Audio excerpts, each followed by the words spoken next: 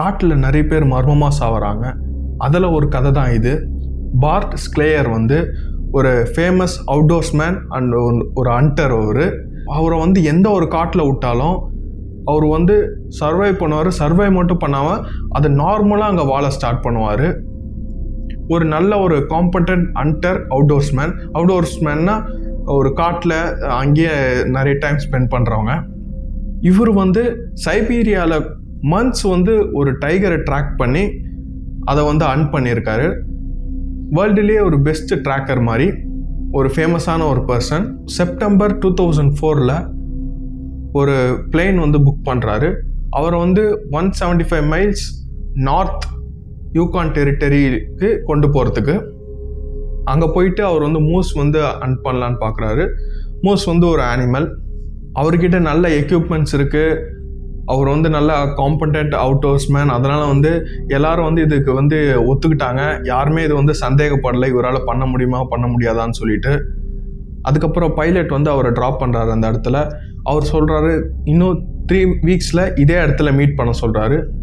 அதுக்கப்புறம் பிளெயின் போயிடுது.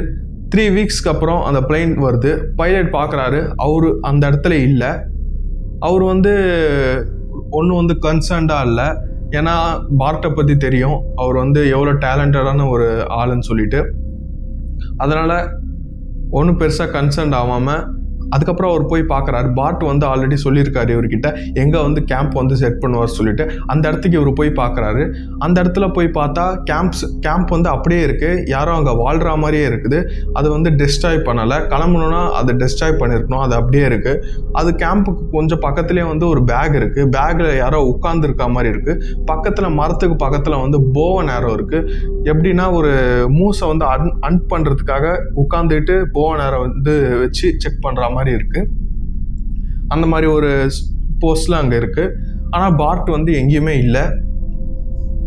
கொஞ்சம் பக்கத்தில் வந்து பார்ட்டோட டீத் வந்து கண்டுபிடிக்கிறாங்க.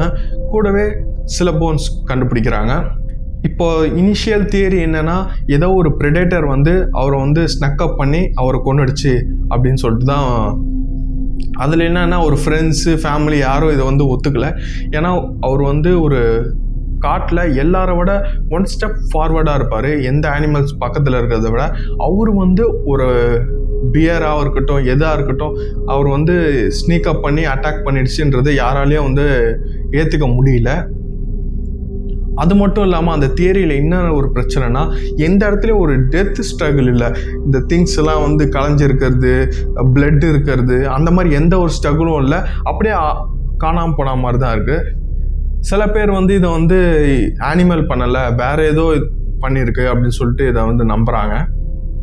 அப்படியே அனிமல் வந்து சாப்பிட்ருந்தாலும் அட்டாக் பண்ணி சாப்பிட்ருந்தாலும் கேம்பில் வந்து ஓப்பன்லேயே வந்து நிறைய ஃபுட்டு இருக்குது.